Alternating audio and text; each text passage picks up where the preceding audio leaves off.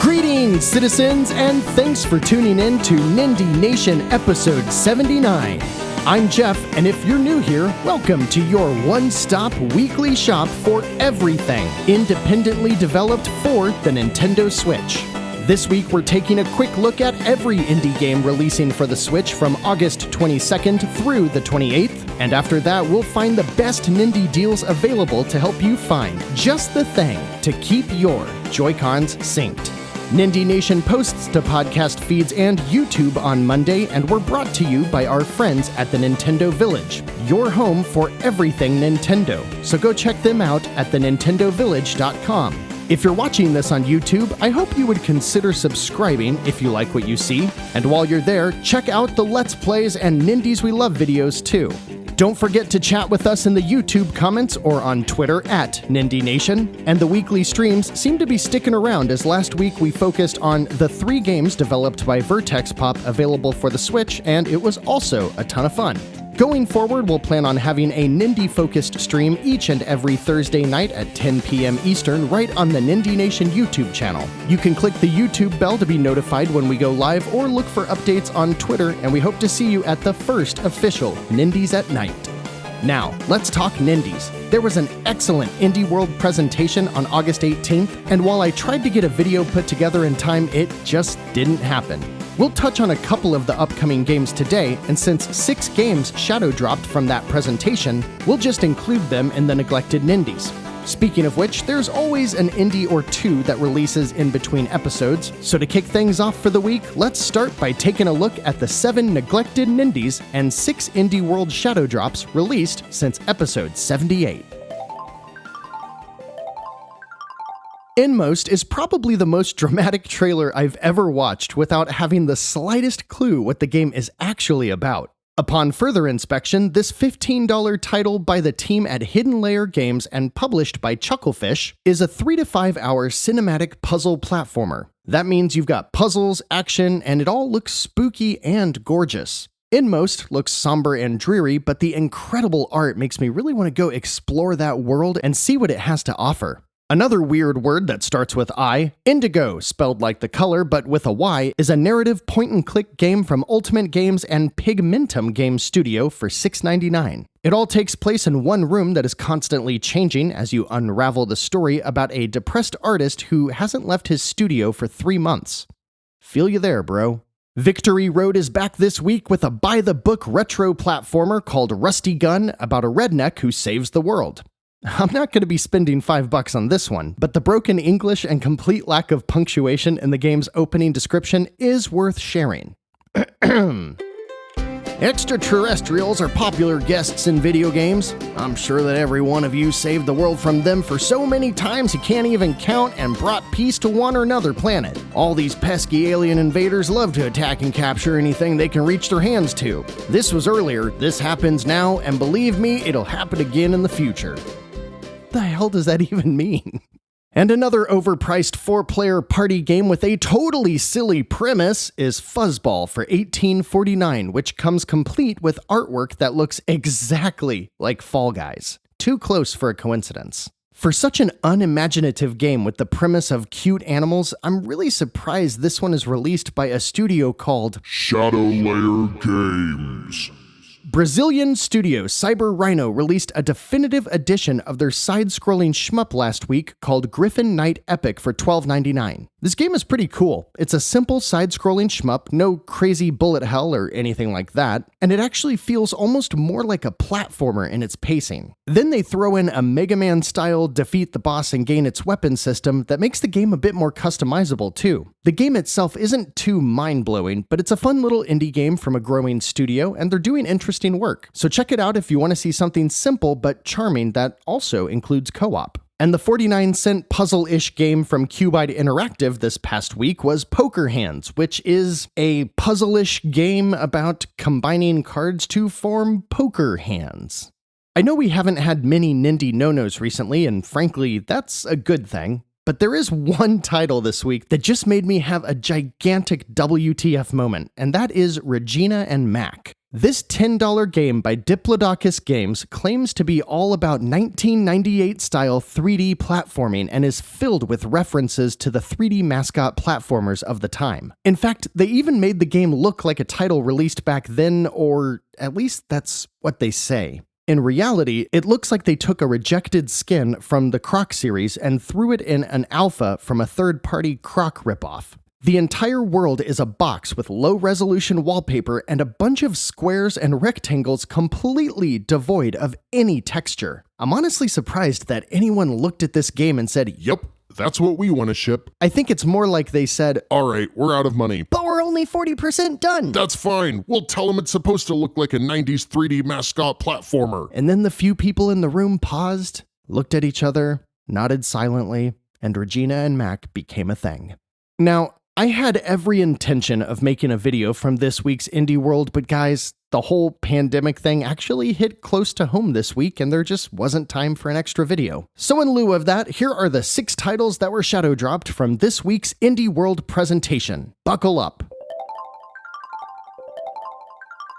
Spiritfarer is an interesting title, and one that a lot were quick to point out is also launching on Xbox and PC as a part of the Game Pass, so if you're a subscriber, go check it out there first. Spiritfarer is an absolutely beautiful and somber game by Thunder Lotus Studios, the creators of the equally beautiful Jotun and Sundered, all of which carry an incredible watercolor, hand-drawn art style. In Spiritfarer, you play as Stella, who builds an ark, travels the world befriending spirits of the recently deceased, and helping them come to terms with the afterlife before being sent on their way. The gameplay is a management simulation, so you're harvesting, farming, building up your ark, and exploring the world to collect more resources and meet more spirits. Overall reception has been mostly positive so far, with many pointing out the combination of a heartwarming tone and witty, interesting dialogue between characters. As I mentioned, Spiritfarer is currently available on Xbox Game Pass as well as PC, but if Switch is your only option, you can check it out for $29.99.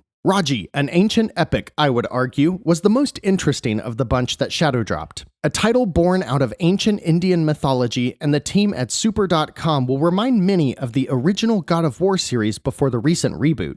As an action-adventure, you'll platform, battle with all kinds of weapons and magic, and also do a bit more exploration and witness more narrative than God of War, while uncovering ancient secrets as well. Throw in some nice RPG mechanics, and Raji is definitely a game that stood out for me from the presentation. You can check out Raji, an ancient epic, for $22.49 if you pick it up this week, or $25 afterwards. A Short Hike by Adam Robinson Yu is a new take on the quote-unquote walking simulator. Actually, it kind of throws in some elements of games like Animal Crossing. With a bright, fall-inspired art style with low-resolution pixel art, you navigate a little penguin dude through a forest and up a mountain pretty much any way you want. You can stop and fish along the way, meet other creatures, stick to the trails, or explore the backcountry, and as the name suggests, it's a pretty quick experience but has been getting rave reviews from the target audience. At only $7.99, it's also a pretty easy sell for anyone who is interested in taking a short hike. Manifold Garden is the kind of game that you know if it's for you the second you see it. A striking geometric art style wrapped around MC Escher-like artwork where, somewhat like Superliminal, you wander a bizarre world in the first person, manipulating objects to solve brain and perception-bending puzzles. Also exciting is that Manifold Garden by William Kerr for $17.99 was originally released for Apple Arcade, and as we saw with a couple other titles from this presentation, has finally been released from the mobile platform's grips. Expect to see more of the best from Apple Arcade making their way to the Switch in the near future. I don't know if I feel bad or embarrassed for Stone Lantern Games because they showed up to the presentation with Evergate, and this game, y'all, it's Ori and the Blind Forest. Unless this team started development in 2014 and never looked at the world of video games since, this just feels like a blatant ripoff. Everything, the world, the character, even the use of the term Soulflame is identical to Ori, except Evergate adds in a little time manipulation trick which, honestly, is also in the new Ori game, Will of the Wisps. The camera's panned out a bit more, and it looks to be more about puzzle solving and single-screen platforming like Celeste than it is an open-ended adventure, but I find it very hard to recommend Evergate when Ori is right there, also priced at $20. In a world where Microsoft didn't bring Ori to the Switch, I'd probably be checking this game out, but as it stands now, I'll have to wait for the reviews. The sixth and final shadow drop from the presentation this week was the game that I think got the most buzz online, at least from what I saw. Oink Games released Takeshi and Hiroshi, which is, quote, a puppetoon about two brothers. It tells the story of a brother showing his younger brother how to make a video game, and it's all done with puppeteering graphics that kinda look like claymation. There's no denying once you see this game, the art is what you'll remember the most. Underneath the overall story, you play through this game as the younger brother, which is a very simple turn-based RPG that really plays out mostly on its own, and it looks a lot like the Game Boy Advance's Golden Sun series. If I'm not mistaken, you get some story, then you get a self-contained mini RPG, that completes, and then it just kind of loops over and over as you progress through the story, with the metagame getting further in development, and that's reflected by the mini RPG portion getting deeper and more challenging. Takeshi and Hiroshi is only $8.99, and I very much want to check this game out. If you like cute stories or traditional RPGs, you probably do too. And that does it for a weird neglected Nindies list with the usual stragglers, 1 Nindie no-no, and 6 games that any other week would probably be in the running for pick of the week, but they all dropped at once. Not too shabby, huh? Now, where did I put my digital wallet? Wait, that's not it? There's more? Oh crap, that's right. We haven't even looked at this week's new releases yet. Okay, well, we better get into it. But hey, before that, I want to hear from you. Have any of you picked up this week's neglected Nindies or the Indie World Shadow Drops? Let me know in the YouTube comments or on Twitter at Nindie Nation. This is already going to be the longest episode of the modern Nindie Nation by a mile, so bear with me as we slam through the less noteworthy titles and focus on the games that are more worth your time, because beyond everything else we've already discussed, there are 31 titles releasing between August 22nd and the 28th. Let's go! On August 22nd, Fallen Tree Games releases 3 of their previous titles in a bundle called Puzzle Bundle 3-in-1 for $5. High-Rise Heroes is a fun little word puzzle game, Swapperoo is a tile-based puzzler that's pretty fun, and Quells In is one of the more recent chill puzzle games that we've covered. This is actually a decent little bundle of 3 decent little puzzle games. If that's your shtick, you might want to give this one a go. On August 23rd, 11 Sheep and InLogic are releasing this cluster of a car-based mobile puzzle port called Parking Madness for $6, and nobody is gonna buy that. August 25th is kicked off by Stave Studios, who brings their original PC adventure title Over the Alps to the Switch for $11.04. It's a weird price. Narrative adventure fans are going to want to take note here because Over the Alps blends multiple gameplay styles into a story that takes place in 1939 Switzerland as a spy thriller. You'll uncover secrets across 3 storylines interweaving through various narrative vehicles with an art and style that looks, well, pretty much like what you'd expect from a 1930s spy cartoon. This is a good one. Also on Tuesday the 25th is the kind of game that I look at and say, I'm not sure what the hell this game is, but I want to play it. And I suspect many of you will think that as you see what the team at Sold Out and Metronomic has cooked up with No Straight Roads. Written as a love letter to rock music, you, possibly accompanied by up to 2 friends in co-op, will start a rock band and take down an EDM empire in what is mostly a third-person action game, but includes everything from shoot-'em-up levels to rhythm games along the beefy adventure told through lots of neon and lots of rock and roll, with an art style that looks like, well, it's kind of hard to say what it looks like, but it looks really cool. With so many modes to interact with, they have thrown in an assist mode so everyone gets to see the whole story. And the game even includes touchscreen support, which will help with some of the mundane collecting aspects of the game if you're in handheld mode. The game feels like it was developed by people who love video games and love rock music, and they were just constantly saying, hey, you know what would be really cool? And I just love it.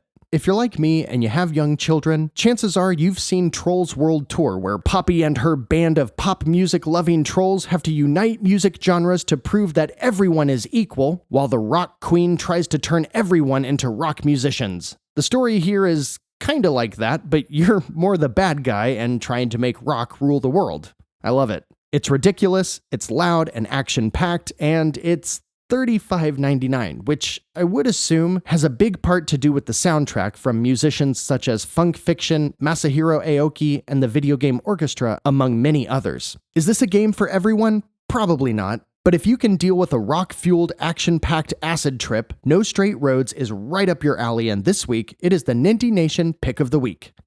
Get it? Pick? Like guitar pick? See, the joke about picking something is kind of like how you have a pick, like a guitar pick, which you use to play the guitar, so a pick of the week. Street Power Soccer is what happens when Gamajune and Maximum Games gets tired of waiting for EA to bring back the Street series of over-the-top extreme sports games. It doesn't look very good. It looks like the game is trying way too hard to be cool, kind of like that How do you do, fellow kids? meme, you know what I mean? I have no idea who this developer is, and their website only shows a side-scrolling run-and-gun game for iOS, so all that plus this game being $50? It's definitely a no for me, dog. Last week, I told you that we'd have a game about giraffes, and this week, the team at Atelier Minima and NIS America are proving me a liar. Because I'm looking at Giraffe and Annika, their anime-inspired 3D action game, and I ain't seeing no stinking giraffes. What's up with that? I guess the amnesiac protagonist Annika goes on an adventure with her friend named Giraffe, and I mean, it looks fine, I guess, but if I'm dropping $30 on a game with giraffe in the title, I want a f***ing giraffe. Starting things off on August 26th, however, no giraffes, but everything about this next game makes me think that I shouldn't like it, yet this next title might be the first game that I buy this week. First of all, the studio is called Raken Grass, and while they've only ever developed a bunch of generic games I've never heard of for the PC and iOS, I gotta respect the clever name. Second, the game itself, Jets and Guns 2, is a $12 side-scrolling shmup which touts Insane levels of action and destruction. But I'm here to tell you guys, this one looks pretty fun. The visuals look great with aircraft that look like, I don't know, some kind of mix between modern-day World War II inspired and sci-fi all thrown together. And there's tons of upgrades to collect and unlock, and I love me some upgrade unlocking. The graphics remind me of Rive, which is also a gorgeous, dirty-looking sci-fi game. It includes local co-op and an endless loop mode so you can see everything the game can throw at you. I am totally digging this week's ridiculously titled Jets and Guns 2. Hope I'm not wrong about that one. Next up is the launch of a Switch port from a successful Kickstarter all the way back in 2013. Mography is a studio of one founded in Sarasota, Florida, who wanted to make a handcrafted, highly animated detective adventure about a cute, smart, and witty detective named Jenny LeClue. After a bunch of praise from all across games media and a positively received launch on PC, Switch owners are finally getting their hands on Jenny LeClue Detective-oo for $19.99, and you guys, this game is so freaking cute, I just can't even. It's just got so much charm, and the way the characters interact with each other really reminds me of Night in the Woods. The whole game is voice acted, and the general approach is of the kind that falls into the mature enough for adults, accessible enough for older kids. This is the kind of game that makes someone like me, who doesn't usually play adventure games, sit up and take notice. Jenny LeClue Detective-oo is absolutely a title worth considering if you love charming storytelling, detective stories, smart female protagonists, or just great adventure games. Phew, hold on, let me take a minute. Can you believe how many games we've already covered? How about the fact that so many are already worth considering, and we're just now getting to the big Thursday drop? Thankfully, this Thursday drop isn't much bigger than usual, so with a cool dozen titles dropping on August 27th, we'll get the party started with Moon. Now, this game, I guess, is an indie. I had to include it just because everything about it is so unique. Moon is a title originally released for the first PlayStation in 1997, but it never left Japan. Now, in 2020, the original creators are bringing this anti-RPG to English-speaking regions for the first time. What makes it an anti-RPG, you ask? Well, the game takes a look at all of the tropes of a JRPG and sets out to work around them. After getting sucked into a TV, you travel to Moonworld and help villagers reclaim items which the RPG hero had stolen from the chests in their homes. You level up by saving the souls of innocent animals the RPG hero has slain to gain experience. You basically do the opposite of RPG things that, under a microscope, always seemed kinda weird, you know? Moon is brought to us by Onion Games, a decidedly indie studio, and it launches for $18.99. It looks, feels, and plays like a PlayStation 1 RPG, so know that going in. And frankly, if you're even remotely interested, I'd suggest watching some YouTube videos about it to learn a little bit more before you dive in.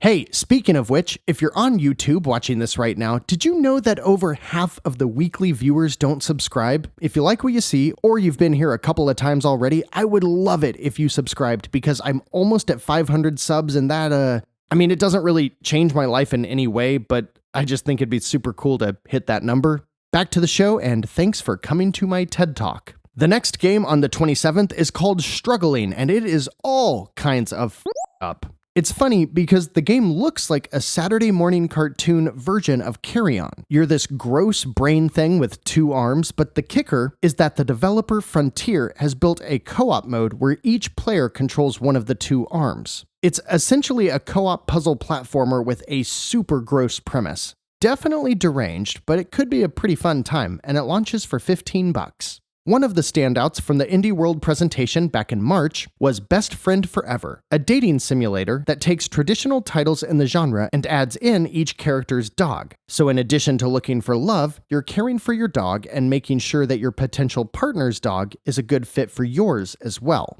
It's hard to deny how cute this game is and the quirky appeal to its premise. The team at Starcolt has an almost guaranteed hit on their hands with Best Friend Forever, and you can check it out for $19.99. Serious Scramblers is the first Switch title by Chinny Kian Games and is very similar to Devolver's Downwell. You start at the top of the screen, there's spikes above you, and you have to keep jumping down across upward moving platforms to complete the level where there's a boss waiting for you. It looks cool. I think I would prefer Downwell's approach more, but hey, if you want to try it out, Serious Scramblers is only $1.79.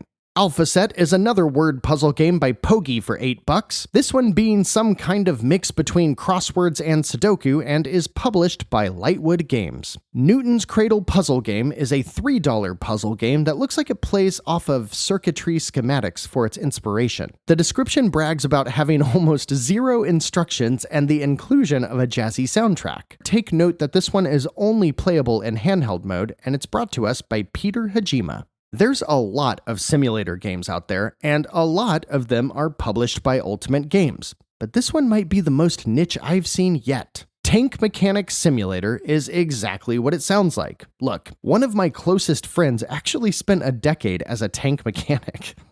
Maybe I should have him do a Let's Play or something. It's developed by DeGenerals, it's a whopping $18, and it looks like it'll run great on your Windows 98 Packard Bell PC. Deadly Days is a strategic roguelike in the zombie apocalypse with extremely primitive graphics and an interface that looks wholly more complicated than it needs to be. It does have an element of defense as you protect survivors, as well as the traditional twin-stick zombie killing stuff. I was kinda into it until I saw the game in action, and dropping at $15 makes this one a tough sell by Assemble Entertainment. This next release is going to require that you are probably at least 30 years old, which, according to YouTube analytics, is a good chunk of you. And you have to be able to say, I played games from id before they made Doom. That's right, for whatever reason, we're getting a mildly modernized version of the 1990 classic side-scroller Commander Keen: Keen in Dreams Definitive Edition for $15. I probably don't need to say any more because if you know this game, you know this game. But Commander Keen was developed by id as kind of their way to make console-like platformers when there really weren't any yet on the PC. Around the same time, they were actually developing a port of Super Mario Bros. 3 for the PC. They showed it to Nintendo and then received a cease and desist. My, what could have been. Anyways, this is very much an NES-style platformer, and it's pretty solid at that, but this one is probably only worth considering if you have fond nostalgia or burning curiosity for the PC gaming space from the very early 90s. Publishers No More Robots are bringing the title they showed off during the Indie World presentation this week, called Hypnospace Outlaw on the 27th for $14.99, and this game is a trip and a half. Seriously, have you seen this game? Are you seeing this game now? It's kind of a point-and-click adventure or 90s-themed trashy internet simulator. You play as some kind of internet police, and you have to scour the totally tubular interweb to find bad guys. This one is super freaking weird, and I have no idea what else to say about it. Gotta wait for reviews on this one, I guess, but it's probably safe to say that it's another super niche 90s themed release this week. What an odd theme. Blast Brawl 2 is a stylish, low-poly fighting game by Mind's Eye Games and is releasing for $9.99. In this game, you pick from multiple characters, and each encounter lasts until the first hit is landed. I think there's an audience for this, but I don't know. It ain't me. And finally, the last release for the big Thursday drop is from Forever Entertainment, and while I do appreciate their varied input and recent spike in quality, Ultimate Fishing Simulator does not seem to be worth the $18 asking price. I have no clue though, because the last fishing game I played was the one that Sega made for the Dreamcast that used the fishing rod controller. Now that was a fishing game. Oh, and there was a bunch in Final Fantasy 15 too, but wait, what were we talking about? So we're 20 new games down for the week, and guess what? Not only is there still one more day of new releases for the week, but on Friday, August 28th, we've still got 10 more releases. This week is something else. First up on the 28th is Ratalaika's A Hero and a Garden for $4.99. Developed by NPCKC, whatever that means, is a, quote, visual novel clicker with a simple storybook art style about a hero who attempts to rescue a princess, fails, wrecks the town, and now has to work off his debt. That's pretty cute. I guess the clicker stuff means you have to do binary harvesting and other tasks that amount to little more than just, clicking. Now, I'm an adult, but I'm also very tired from this week's episode, so please excuse me if I can't keep myself together while I explain Excalibur Games' $25 Road to Guangdong.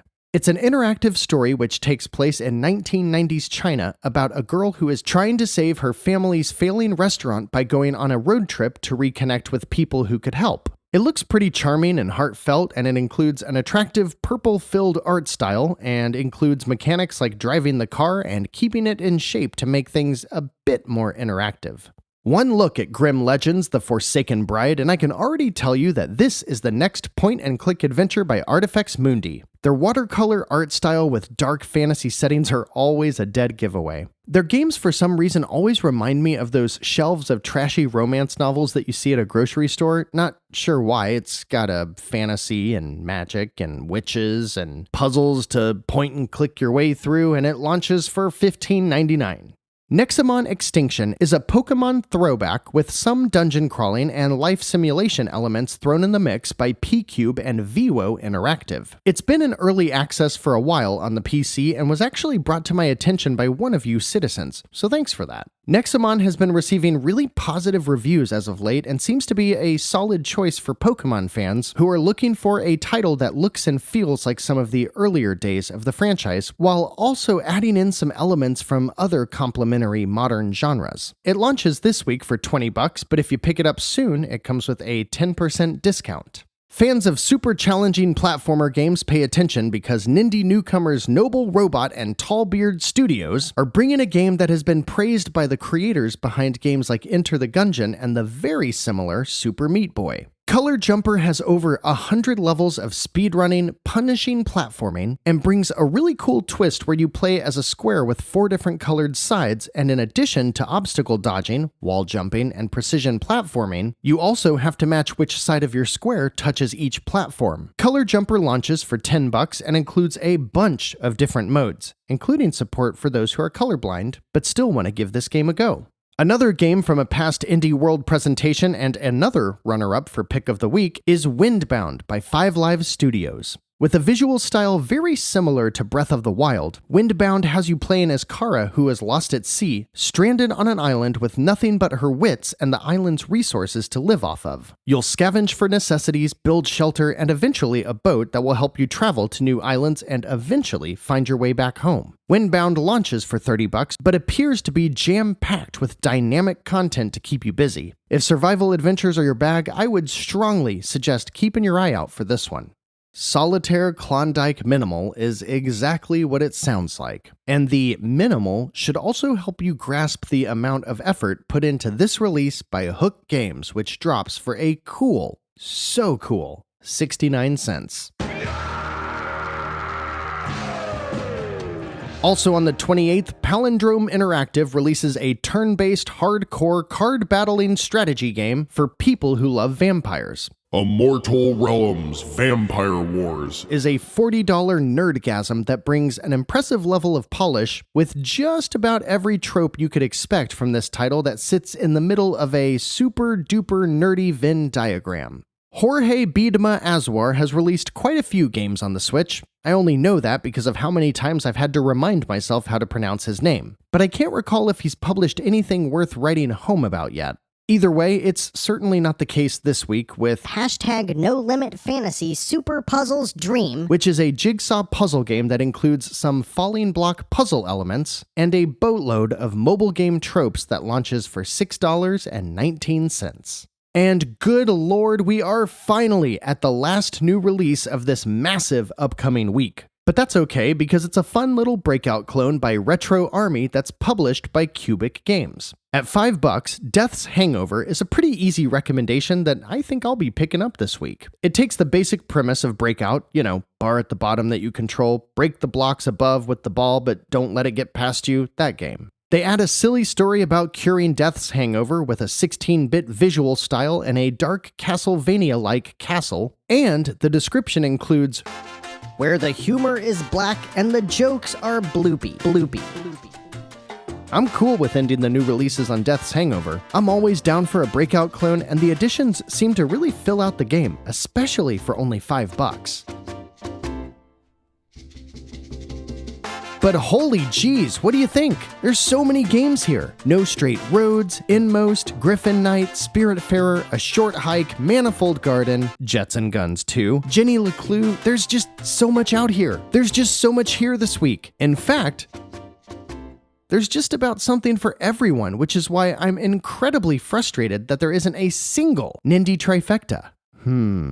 Maybe it's time to take a look at the deals then, because there are just a ridiculous amount of those too. 915 in fact, in what is the eShop's biggest sale so far this year. I'm sure we can find a trifecta or two in there. So without further delay, let's take a look at the best Nindy deals through at least August 28th.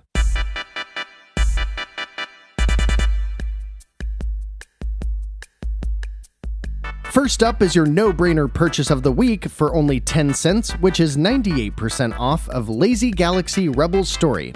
It's a 16-bit side-scrolling space shooter with a cool mechanic around rescuing allies who level up alongside you. I bought this one a long time ago for a lot more, and I had a great time with it. Don't expect too much though, but hey, for 10 cents, I think you'll be happy with your purchase. One of my top 3 Nindies overall and 2019 Game of the Year is Children of Morta.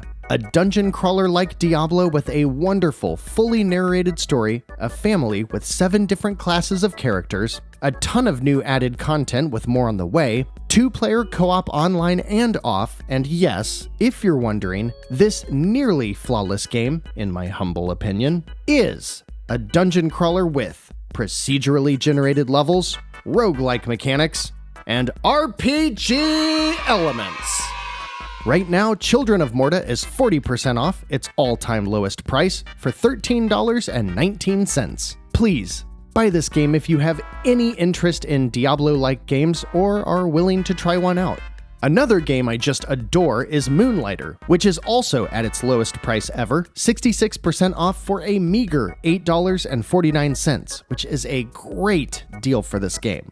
You'll spend half of the game roaming dungeons and the other half running a shop selling your wares that you found in the dungeon. And the two mechanics blend perfectly together without ever getting cumbersome. By the way, when you're down in the dungeons, which play like a traditional Zelda game, you'll be in love with the procedurally generated levels, roguelike mechanics, and RPG elements. There's a theme this week. Tons of all-time great Nindies are half off, so we're gonna blow through a couple of them. Super Meat Boy is one of the original indie darlings and a masterclass in the tough-as-nails platforming category. In fact, it's not too much of a stretch to say that Super Meat Boy created the genre. The Switch version, which includes more content than any other release, is half off for $7.49. Okay, real talk. People love to talk about games that really make you feel something, or really teach you something. Games in general that help you put yourself in the shoes of another are truly what turn games into an even greater medium. And that's exactly what you'll get with This War of Mine Complete Edition. This side-scrolling adventure that mixes all kinds of genres into a gripping narrative based on the real-world Siege of Sarajevo, which took place from 1992 to 1996 and is the longest-running siege of a city since World War II. This game is deep. It tells an incredible story. It shows the side of war that games like Call of Duty only wish they could compare to. I don't gel often with the whole "this game will make you think" type of thing, but man, if you want a game that will really transcend the medium and take you to a world you hopefully haven't experienced, This War of Mine includes a fully remastered edition, DLC, and a few added mini-stories to explore, and the entire package is currently 70% off for $11.99. Is that too heavy for you? Sure, I understand. While we're not getting Sports Story anytime soon, this is the perfect time to catch up on the original Golf Story, an RPG/golf game that should be played by just about anyone who likes some of the more Nintendo-ish RPGs like Earthbound or the good Mario and Luigi games. It's full of charm, it has a great story with lots of chatty characters, and over 20 hours of content for only $7.50, which is also half off. Castle Crashers is one of the best arcade brawlers you can find, and the Switch has the best version you can play. Looking like an Adult Swim cartoon and supporting up to 4 players online or off, if you love the classic Konami beat-em-ups like Ninja Turtles, Simpsons, or X-Men, this is your jam, my friend. And this week, it is 45% off for only $8.99. Assault Android Cactus doesn't have the Nindy trifecta formula, but if you're looking for an incredibly polished twin-stick shooter, this is the game for you. Multiple unique characters, an arena format similar to the classic Smash TV, and tons of replayability, Assault Android Cactus is a game that you should probably have on your Switch, and at its lowest price ever, 60% off, $7.99 should make that purchase much easier on your digital wallet. And last but certainly not least, hot on the heels of the surprise announcement that later this year, we're getting one of my favorite indies that's not already on the Switch. While we don't have the incredible Hades by Supergiant yet, you can pick up their other games, Transistor or Bastion, right now, 85% off each, for $3 and $2.24 respectively. These are amazing, story-driven action RPGs with a style all their own, and are some of the easiest games to recommend to just about anyone. If you want something with more of a fantasy theme, check out Bastion, and if you prefer more of a sci-fi experience, Transistor is your jam. Really though, I'd say throw them both on your backlog, because these games should not be missed. They're just phenomenal games that will stick with you long after the credits roll. Oh, and speaking of which, the moment during the Indie World presentation this week when I stood up and shrieked was when they announced that Hades is coming to the Switch. I love Bastion and Transistor so much. Hades launching on PC and early access way back in December 2018 was what finally got me to buy a gaming PC, and I've been playing Hades ever since. Featured in our Nindies We Love video from earlier this year alongside Crosscode and 3 others, I really didn't think we'd get a Hades, but I am so happy that we are. And it includes cross-save, so my 70 hours of progress on the PC is going to carry over. Just to elaborate a little, Hades is the clever, witty, and super stylish story about Zagreus, the emo son of Hades, making infinite desperate attempts to get out of hell. As far as I'm concerned, Hades is the only game that could potentially unseat Crosscode as my Nindy of the Year, and it just so happens to be built all around procedurally generated levels, roguelike mechanics, and RPG elements. My wife is going to wonder why I'm yelling so much. And there are so many other great games on sale right now. Exit the Gungeon, Enter the Gungeon. Sundered is a beautiful boss rush Metroidvania, 75% off for $5. Runbow is one of the best party games on the Switch, and it's 80% off for just under $4. There's a ton on sale right now through the end of the month, so don't hold on to those gold points. Go crazy this week, because the deals available now are at or even lower than the prices I've seen during Black Friday sales. So with that, what are you picking up this week? I'm grabbing a ton from this sale, and I'll post about it on Twitter at Nindie Nation, so let me know what you're getting over there as well, or in the YouTube comments. As you know, we've been doing a rotating weekly segment, and this week it would be the games that I've been playing recently, but I'm gonna save that for next week because there is just so much to discuss this week already. I can't wait to tell you about games like Rogue Legacy 2 and The Ambassador, but you don't necessarily have to wait because every Thursday night I'm streaming some Nindie game time right on the Nindie Nation YouTube channel, so come stop by around 10 p.m. Eastern and chat it up or check out the stream, which will be made available immediately afterwards for the brand new series, Nindies at Night. This week's focus is going to be on two titles that I've already picked up from this week's sales, Huntdown and Earth Knight. So that's the podcast and the upcoming stream. I really hope we didn't miss anything because we covered 43 games, which is a Nindie Nation record, 56 if you count the deals. I'm worn out. If you're looking for even more content, there's Nindies at Night on Thursdays, Let's Plays, and more over on the Nindie Nation YouTube channel where we are just about to cross 500 subscribers. For everything else Nintendo, go check out the fine folks over at the Nintendo Village where they're just plugging away at daily news, features, reviews, podcasts, and shows just like this one. You can find everything they do at thenintendovillage.com. Phew! Thanks for stopping by this week. I can't imagine next week will be as big, at least I hope not. But we will have games about pizza, games about jelly, and games about Jolly Roger himself. So I hope you join us again. But that's it for next week, and we're all done here, citizens. Until next week, I'm Jeff. This has been Nindie Nation episode 79, and seriously, it doesn't matter what you're into, because with weeks like this one, you can rest assured that we'll be right here to help you find just the thing to keep your Joy-Cons synced.